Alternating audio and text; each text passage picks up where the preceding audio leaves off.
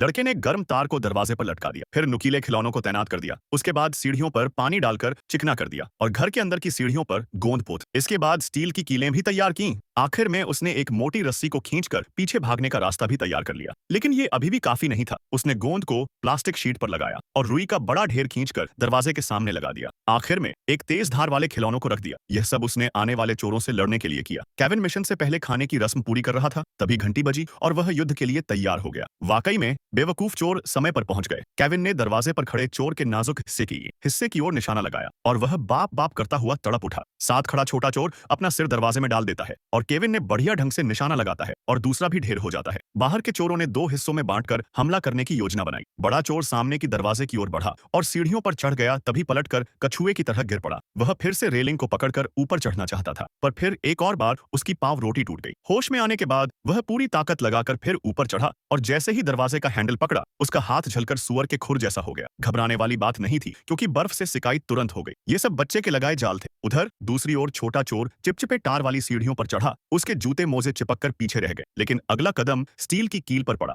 और उसके पैर हवा में और वह जमीन पर आ गया। बड़े चोर ने कमरे का दरवाजा खोला और अपने हाथों से अपने बाल खो बैठा। वह तुरंत बर्फ की सिकाई के लिए भागा और अपने सिर पर एक 8 इंच का पिज्जा बना लिया। गुस्से में उसने दरवाजा तोड़कर बेडरूम में प्रवेश किया। अंदर घुसते ही उसके चेहरे पर प्लास्टिक शीट और गोंद चिपक गया। उधर छोटा चोर खिड़की से अंदर घुसा, लेकिन फर्श पर बिखरे कांच ही उसके अंदर घुस गए। जैसे ही दोनों हॉल में पहुंचे, खिलौनों पर फिसलकर कमर तोड़ ली। वे जल्दी से ऊपर बच्चे के पीछे भागे, पर बच्चे ने उनका सैंडविच बना दिया। छोटा चोर केविन को पकड़ने ही वाला था कि उसने एक मकड़ी उसके चेहरे पर फेंक दी, जिससे वह डर के मारे मकड़ी बड़े चोर पर फेंक देता है। डंडे से मकड़ी को मारने की कोशिश की, पर उसकी छाती तोड़ दी। दूसरी ओर केविन रस्सी से फिसलकर ट्री हाउस में चला गया। बेवकूफ चोर उसके पीछे पीछे आ गए। जैसे ही वे रस्सी पर चढ़े, केविन ने बड़ी कैंची से रस्सी काट और दोनों चोर ने दीवार को चूम लिया। अंततः चोर केविन को पकड़ लेते हैं। तभी पड़ोसी अंकल सही समय पर आ जाते हैं और बेलचे से दोनों के नारियल तोड़ देते हैं।